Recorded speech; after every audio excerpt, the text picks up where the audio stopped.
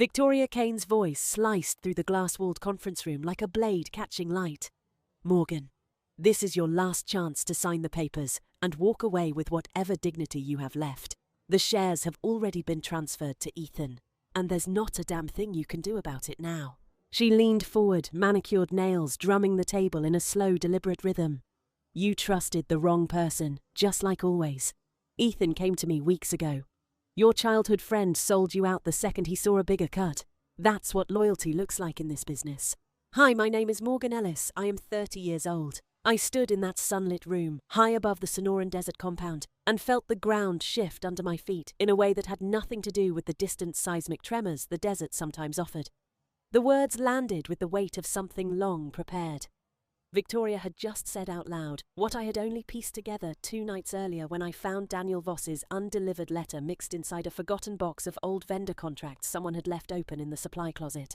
The letter was dated 3 weeks before Daniel disappeared from the company 5 years ago. In tight, urgent handwriting, he described how Victoria had pressured him into signing over his early seed stake, promising a quiet exit and payments that never arrived. He ended with a warning that still echoed in my head. "If you're reading this, it means she did it again. Don't let her rewrite the books the way she rewrote mine." I had read it twice then, slipped it into my bag without a word to anyone. I am not the kind of person who explodes in the moment. I watch. I notice when the quarterly numbers shift by fractions that don't add up. I notice when Victoria starts holding private meetings with certain team members and excluding others. I notice when Ethan Cole, the co-worker I had known since we were kids in the same Phoenix suburb, starts dodging eye contact in the hallway. The compound itself was supposed to be different. 30 acres of sleek adobe villas, private plunge pools and high-end wellness programs where corporate clients paid premium rates to reset their lives. I had been employee number 4. I helped build the reservation systems and the training protocols that kept everything running smoothly. The early profit-sharing agreement we all signed had felt real at the time. The morning after I found the letter, I went to Sofia Ramirez. She handled guest relations, but had a quiet background in hospitality compliance. We met in the empty spa lounge after the last sunset session ended. I showed her the letter. She read it twice, then looked at me with an expression I had never seen on her face. "This isn't just old drama, Morgan," she said. "If the pattern is repeating, this could cross into securities issues. Document everything. And be careful who else you tell." We spent the next 2 hours scanning documents onto an encrypted drive she kept in her locked office. Neither of us said what we were both thinking. Once we started pulling threads, the whole tapestry might unravel. That same night, I tried to reach Marcus Bennett, the early advisor who had helped Victoria structure the original company. His assistant told me he was no longer available for consultation. When I pressed, the assistant admitted Marcus had received a letter from Victoria's legal team reminding him of old non-disclosure obligations. He had chosen to step back completely. One of the few people outside the immediate circle who had ever treated me with straightforward respect was already gone. The next morning, Lena Torres, the head of operations, walked past me in the staff dining area without her usual nod. We had troubleshot a booking glitch together just 2 weeks earlier. Now she gave me a tight professional smile and kept moving. I filed it away. By the time Victoria called the emergency leadership meeting that afternoon, I had already decided I would not sign anything without reading every line twice. I walked into the conference room with my laptop and a printed copy of the current operating agreement. Ethan was already seated to Victoria's right. He did not look up when I entered. Victoria slid a thick stack of papers across the table. "These are the updated equity documents," she said in that smooth, reasonable tone she used when she wanted everyone to feel collaborative. "Given recent growth, we've restructured ownership to reflect current contributions. Ethan has taken on additional operational oversight, so his stake has increased. We need your signature to finalize before the end of the week." I left the papers where they were. I'd like to review them with my own advisor first. Victoria's smile stayed fixed. "That's not how we handle these matters here, Morgan. Bringing in outside counsel only complicates what should be simple alignment." Ethan finally spoke, voice carefully neutral. "It's standard procedure. We've signed similar updates before. Not when the numbers move this much without discussion," I said. Victoria leaned back. The desert light behind her turned her hair into a silver halo that did not match the look in her eyes. "Discussion is a luxury when markets move. You either adapt or you get left behind." That was when she spoke the 2 sentences that ended whatever remained between us. The room went still. Ethan shifted, but said nothing. Lena kept her eyes on her tablet. No one else at the table met my gaze. I stood. I need 24 hours. Victoria's expression hardened. You have until end of business today. After that, the transfers proceed without your signature. I walked out without another word. The door clicked shut behind me with a sound that felt permanent. I went straight to Sophia's office. She took one look at my face and closed her laptop. She moved faster than we thought, I said. Sophia nodded. Then we move faster. Did you get copies? I held up the flash drive. Everything she handed me plus the older versions. She took it. I'll start cross-referencing tonight. In the meantime, decide how far you're willing to push. Once regulators or outside attorneys get involved, there's no reversing course. I looked out at the main resort glowing in the late light. Guests were gathering on the terrace for sunset yoga. Everything looked exactly as Victoria had designed it, serene, expensive, curated. No one out there knew the foundation was already cracking. I didn't start this, I said, but I'm not letting her finish it on her terms. Sophia studied me. Then we need to find whatever else she left behind. People like Victoria rarely stop at one hidden set of documents. That night, I barely slept. I sat on the patio of my casita with Daniel's letter in one hand and the new equity printout in the other. The numbers had been twisted just enough to hand Victoria and Ethan majority control while leaving the appearance of fairness for everyone else. I kept returning to one line in Daniel's letter. She will make it look like your idea to leave. She did it to me. She will do it to you. I had no intention of leaving. Not yet. But I also had no intention of signing anything that handed years of my work to people who had already decided I was expendable. The next morning, I arrived early. The cleaning crew was still finishing rounds. I used my master key to enter the main records room.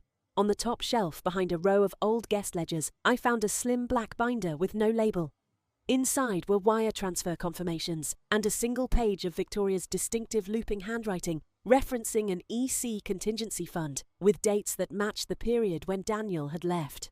I photographed every page on my phone and put the binder back exactly where I found it. Then I walked to Sophia's office and showed her the photos. Her face went still. This is the second set of books Daniel mentioned. If these transfers went where I think they did, Victoria has been moving money into accounts that don't appear on the official books. That's not just poor management. That's exposure. A strange calm settled over me. The worst thing I had suspected was true. Now I no longer had to wonder. What do we do? I asked. Sophia closed the photos. We build the case. Quietly. And we make sure that when the moment comes, she cannot claim she didn't know exactly what she was doing. I nodded. Outside the window, the desert was already heating up under another flawless blue sky. Another day of perfectly curated guest experiences was beginning. Inside the compound, the real work had only just started. I spent the rest of the day acting like nothing had changed. I answered emails. I sat through routine meetings. I even smiled at Ethan in the hallway because I wanted him to wonder what I knew. He looked away first. That evening, Victoria texted, "Have you signed yet? Time is running out." I forwarded it to Sophia with one line. "She's getting nervous. Nervous people leave trails." Sophia replied within minutes, "Good, keep watching." I put the phone down and looked out at the compound lights coming on against the darkening desert. It still looked like paradise from the outside. But I knew better now. Paradise built on hidden transfers and broken trust does not stay paradise for long. I had 23 hours left before her deadline. I intended to use every one of them. The next morning, the 23 hours had shrunk to 18, and the compound's usual quiet efficiency felt stretched thin like a wire pulled too tight. I moved through my routine answering guest requests, checking reservation logs, but every conversation carried an undercurrent I couldn't ignore. Victoria had not followed up on her deadline text. The silence itself felt like another kind of pressure. I spent the first 2 hours in Sophia's office cross-referencing the photos I had taken of the black binder against the equity documents Victoria had tried to force on me. The transfers in the binder lined up too neatly with the dates when small percentages had shifted on the official cap table. Money had moved into accounts labelled only with initials. One of them matched Ethan's. Sophia's fingers flew over her keyboard as she built a timeline. "This isn't sloppy," she said without looking up. "This is deliberate layering. If regulators ever subpoena the full records, these accounts would take months to unwind. By then, Victoria could have moved everything again." I kept my voice low. "She gave me until end of business today. She's waiting for me to fold." Sophia finally glanced at me. "Then we don't give her what she wants." "But Morgan, if we're going to push back, we need someone on the inside who can confirm the numbers without raising flags." Tyler Grant in legal has access to the original formation documents. He's new enough that Victoria still treats him like furniture. He might talk if you approach him right. Tyler Grant had joined 6 months earlier, a quiet guy who kept his head down and his tie straight. I had barely spoken to him beyond polite hallway nods. Still, Sophia was right, he handled the contract archives. If anyone had seen the older versions of the equity agreements, it was him. I found him in the small legal alcove just before lunch, sorting through a stack of vendor renewals. He looked startled when I closed the door behind me. "Tyler, I need 5 minutes," I said. "Off the record." He hesitated, then nodded once. I showed him the timeline Sophia and I had built without mentioning Daniel Voss's letter or the black binder. I kept it clinical. These percentage shifts don't match the minutes from the last 2 board meetings. I'm trying to understand why the numbers moved without a vote. Tyler's face went pale under the fluorescent light. He glanced at the closed door, then back at the papers. "I shouldn't be talking about this. Victoria made it clear that any questions about equity go through her directly. I'm not asking you to break any rules," I said. "I'm asking if you've seen the original formation documents in the last month, because someone has been editing the digital copies." He swallowed. For a second, I thought he would shut down. Then he reached under his desk and pulled out a plain manila folder that had clearly been tucked away in a hurry. "I was supposed to shred these yesterday. Victoria said they were duplicates and the system had the current versions, but the dates on the metadata didn't match what she told me." He slid the folder across the desk. Inside were printed copies of the original profit-sharing agreement we had all signed 8 years ago, plus a set of handwritten notes in Victoria's looping script detailing adjustments for operational efficiency. The adjustments matched the shifts I had noticed. At the bottom of the last page, someone, probably Ethan, had initialed each change in blue ink. I felt the air leave the room for half a second. This was the mid-story twist I had not fully expected. The legal papers had been left behind, not hidden, just carelessly abandoned, because Victoria assumed no one would question her. Tyler had been told to destroy them, and had hesitated. That hesitation had just handed me the clearest evidence yet. "Tyler," I said carefully, "if you give me copies of these, I will protect your name, but I need to know if there's more." He looked miserable. "There's a second folder in the secure cabinet. It has wire confirmations that don't appear in the monthly financials. Victoria told me they were for a private consulting project and not to log them. I didn't ask questions. I took photos of everything in the manila folder, then handed it back. Put it back exactly where you found it. If anyone asks, you never showed it to me." Tyler nodded, but his hands shook slightly as he slid the folder under a stack of other files. "Morgan, whatever you're doing, be careful. Ethan was in here yesterday asking if anyone had been requesting old equity files. He didn't sound curious. He sounded like he was checking. That was the first mini cliffhanger of the afternoon. Ethan was already watching. I left Tyler's alcove with the photos burning a hole in my phone and went straight to the small courtyard behind the admin building. I needed air that wasn't filtered through corporate calm. My hands were steady, but my mind was racing through every conversation I had ever had with Ethan since we were teenagers. The bike rides, the shared summer jobs, the way he had celebrated with me when I got the job at the compound. All of it now felt like setup for the moment he decided a bigger cut mattered more than the history between us. My phone vibrated. A text from Victoria. Clock's ticking. Conference room in 30 minutes. Just you and me this time. No need to make this harder than it has to be. I forwarded it to Sophia with one word. Escalating. Sophia replied almost instantly, "Don't go in alone. I'll be in the adjacent office with the door cracked. If anything feels off, say the word alignment, and I'll come in." I typed back, "Understood." The 30 minutes crawled. I used them to forward the new photos from Tyler's folder to the encrypted drive. Every new image tightened the noose around the story Victoria had been telling. The contingency fund wasn't just a slush account. It was the mechanism she had used to move value out of the company and into places only she and Ethan controlled. The assets Daniel Voss had helped build years ago had not vanished by accident. They had been deliberately redirected. When I walked into the conference room, Victoria was already seated at the head of the table. The equity documents were laid out in front of my usual chair, like a test I was expected to fail. She did not stand. "Close the door," she said. I left it open 6 inches. I'd rather keep it open. The room gets stuffy. Victoria's mouth tightened, but she didn't push. "Have you signed no?" She leaned back, studying me the way someone studies a problem that refuses to solve itself. "You're making this personal, Morgan. It was never personal. It's business. Ethan brings operational value I can measure. You bring history. History doesn't scale." The jab landed exactly where she intended. I kept my face neutral. History is what built the value you're now redistributing. If you want my signature, I want the original numbers restored and a full accounting of the contingency fund transfers. Victoria laughed once short and cold. "You don't get to negotiate from a position of zero leverage. I already have Ethan's signature. I have the board minutes that will support the restructuring. All I need is your name on the line, so the transition looks clean. Sign it, take the small payout I'm offering, and go build something else. Or don't sign, and I'll have the legal team document your refusal as unwillingness to adapt. Either way, you're out." She slid a single sheet across the table. It was a severance agreement with a number that looked generous, until you realized it was less than what my original stake had been worth before the quiet dilutions. I did not touch it. "I'll have my answer by end of day." Victoria stood. For the first time, she looked genuinely irritated. "You're stalling. And stalling only works if the person on the other side still cares about your feelings.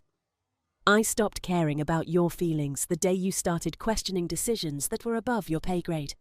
She walked out without waiting for a reply. The door clicked shut harder than necessary. That was the second mini cliffhanger. She had shown her hand. She was done pretending this was collaborative. Now it was open pressure. I stayed in the conference room long enough to photograph the severance sheet, then walked to Sophia's office. She had heard most of it through the cracked door. "She's not bluffing," Sophia said. "But neither are we. Tyler's documents plus the binder photos plus Daniel's letter create a pattern. It's not ironclad yet, but it's enough to force an internal review if we go to the right person." "Who's the right person?" I asked. Sophia hesitated. "Rachel Kim in finance. She's been quietly flagging discrepancies in the monthly reports for months. She came to me last week asking if anyone else had noticed the contingency fund moving without clear authorization. She's scared, but she's also precise. If we bring her in, she can confirm the numbers without us having to subpoena everything ourselves." I nodded.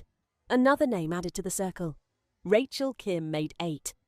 We were building something Victoria had not accounted for, a quiet network of people who had seen pieces of the same picture and were finally willing to connect them. I spent the next hour in Rachel's small finance office. She was younger than me, sharp-eyed, and clearly exhausted from carrying her suspicions alone. When I showed her the timeline and the photos from Tyler's folder, her shoulders dropped in relief. "I've been running these numbers in my head for weeks," she said. "The contingency fund is draining value that should be hitting the profit share. If I run an internal reconciliation using the original formation documents, it will show the mismatch, but Victoria will know it came from me." "You won't be alone," I said. "We document everything. We go through proper channels, and if she tries to retaliate, the paper trail protects all of us." Rachel studied me for a long moment. "You're really doing this. Most people would have signed the severance and walked." "I'm not most people," I said. "And neither are you." She gave a small, tight nod. "Then I'll run the reconciliation tonight. Quietly. I'll send the results to the encrypted drive Sophia set up." By late afternoon, the compound felt like it was holding its breath. Guests moved through their scheduled activities, while the staff moved through theirs with extra politeness, the kind that happens when people sense a storm, but don't know where it will land. Ethan avoided the admin building entirely. Lena Torres stayed in operations. Marcus Bennett remained unreachable. The old allies were peeling away one by one, exactly as Victoria had probably planned. At 4:45 p.m., 15 minutes before her deadline, Victoria texted again. "Conference room. Now." This is the last time I ask nicely. I forwarded it to Sophia and Rachel with the same word I had used earlier, escalating. Then I walked back to the conference room. The equity documents were still on the table where I had left them. Victoria was waiting, arms crossed. She looked at the empty chair across from her. "Sit," she said. I remained standing. "I'm not signing." Her expression shifted from irritation to something colder.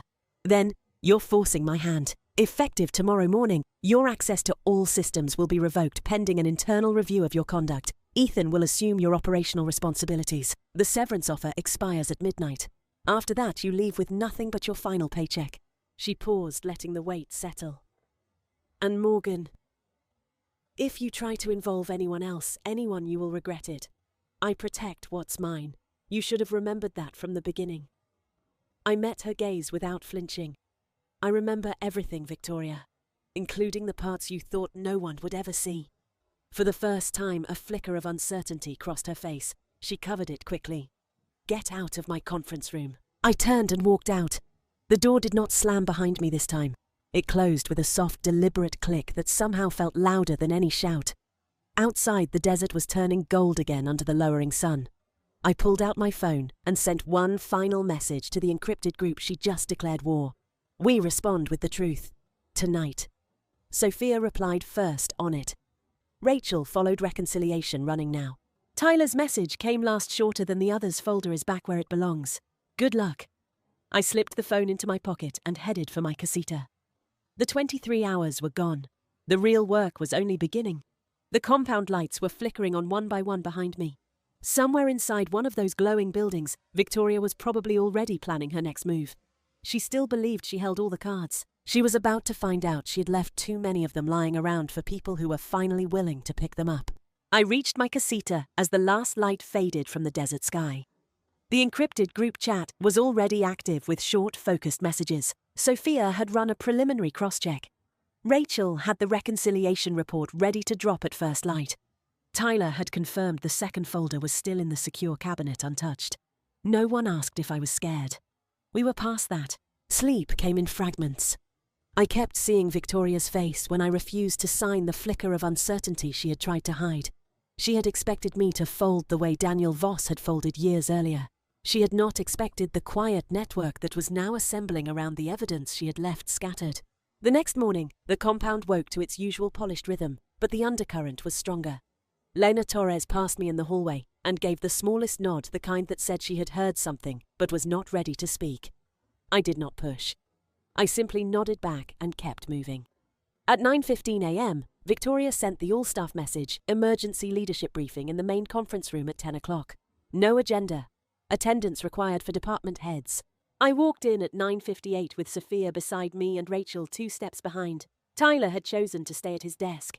He had already given us what we needed. Victoria stood at the head of the table, Ethan at her right. The equity documents were still there, untouched since yesterday. She looked at the 3 of us, and her mouth tightened. "This is an internal matter," she said. "Sophia, Rachel, you can wait outside." I stayed standing. They stay. What I have to say concerns the entire leadership team and the integrity of the numbers we all rely on. Victoria's eyes narrowed. "Morgan, you are testing my patience." "I'm not testing anything," I said. "I'm ending the test." "Yesterday you gave me a deadline. I'm meeting it with facts." I placed the printed timeline on the table first, the one built from Daniel Voss's letter, the black binder photos, Tyler's abandoned legal folder, and Rachel's reconciliation. Sophia slid the encrypted drive across to the center.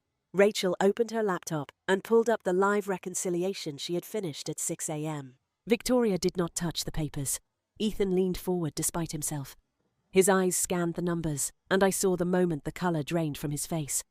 The contingency fund transfers he had initialed were not sitting in any account that still held value. They had been funneled into a side venture Victoria had kept off the books, a wellness app startup that had quietly collapsed 6 months earlier. The bigger cut she had promised him existed only on paper that no longer matched reality. The room went very still. Victoria's voice, when it came, was low and controlled. "These documents are confidential. You had no right to access them. Tyler Grant was told to shred them," I said. "He didn't. Rachel Kim has been flagging the same discrepancies in the monthly reports for months. Sophia Ramirez helped organize what you left behind. None of us broke in. We simply stopped ignoring what was already in plain sight." Ethan finally spoke, voice rough. "Victoria, what is this? You told me the contingency was for operational reserves. You said the app was a side bet that would pay out big. Victoria did not look at him. She kept her eyes on me. You think this changes anything? I built this place. I decide who stays and who goes. You want to play with fire, Morgan, fine. I'll have the legal team draft termination papers by lunch. You'll leave with nothing. I shook my head once. No, you'll have the internal review team look at everything. Because if you terminate me now, the first thing I do is forward this package to the State Securities Division and the original investors who still hold minority stakes. Daniel Voss kept copies too. He was smarter than you gave him credit for. The second mini cliffhanger of the morning landed in the silence that followed. Victoria had spent years assuming the people she discarded stayed discarded. She had not accounted for the ones who kept records. Ethan pushed his chair back. I'm not going down for this. I signed what you put in front of me. I didn't know the money was already gone. Victoria's head snapped toward him. Sit down. He didn't. He walked out of the conference room without another word. The door closed behind him with a sound that felt like the severing of the last thread between us. The childhood friend I had trusted was gone. The man who had chosen the bigger cut had just realized the cut was empty. I felt nothing but a clean, quiet finality. That bond was over. I would not chase it. Victoria turned back to me. For the first time, she looked smaller than the room around her. What do you want? I want a clean exit, I said. Full accounting of the original stake value adjusted for the dilutions you hid. A neutral third-party review of the contingency fund. And a mutual non-disparagement agreement that lets both of us walk away without dragging the company's name through public mud. I'm not interested in destroying what we built. I'm interested in leaving with what was mine. She stared at me for a long moment. Then she sat down. The fight had gone out of her posture. You've thought this through. I had help, I said, from people who decided the truth mattered more than keeping their heads down. The meeting broke without resolution that morning, but the internal review was triggered by lunch. Rachel's reconciliation became the starting point. Tyler's folder went into evidence. Sophia coordinated the secure handoff to the outside compliance firm Victoria was forced to hire. Lena Torres quietly confirmed she had seen similar patterns in operations budgeting and added her notes. The social circle around Victoria began to thin by the end of the week. People who had once lingered in her office now found reasons to be elsewhere. The abandonment was not dramatic. It was simply practical. No one wanted to stand too close to a fire that was finally being examined in daylight. Ethan submitted his resignation 2 days later. He did not try to speak to me again. The childhood we had shared ended in that conference room when he chose the empty promise over the history between us. I blocked his number without ceremony. Some bonds are not worth the energy it takes to mourn them. Victoria negotiated the exit terms through lawyers. The final agreement restored the value of my original stake minus a negotiated amount that reflected the real losses in the contingency fund. It was not everything I was owed, but it was enough to walk away without starting from zero. More importantly, it came with the clear understanding that there would be no further contact, no texts, no calls, no just checking in. The boundary was written into the agreement, and I intended to enforce it. On my last day, I packed the few personal items from my casita and left the keys with the front desk. Sophia walked me to my car. We did not hug or make promises about staying in touch. We simply stood in the late afternoon light and acknowledged what we had done together. You chose the harder path, she said. I chose the only path that let me keep my name on my own life, I said. She nodded. That's enough. I drove out of the compound without looking back in the rearview mirror. The desert stretched open on either side of the road. For the first time in months, the tightness in my chest was gone. The chaos Victoria had created no longer had a place to land inside me. In the months that followed, I took the settlement and built something small and mine. A consulting practice helping other wellness and hospitality companies set up clean equity structures and transparent financial tracking. I kept the client list small on purpose. I chose the projects. I set the hours. I said no without guilt when something felt off.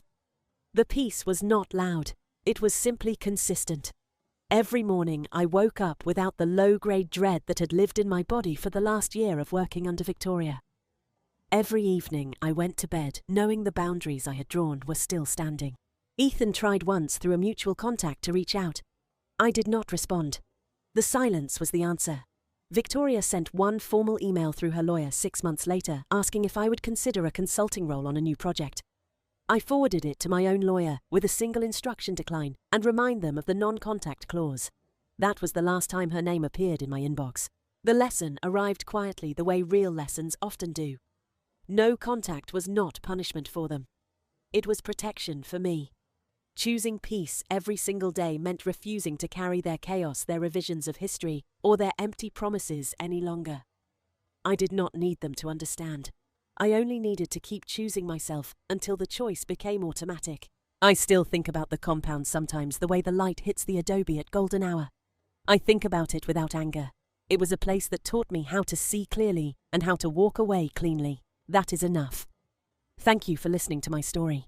If you've ever had someone move the goalposts until you realized the game itself was rigged, how did you find the courage to stop playing?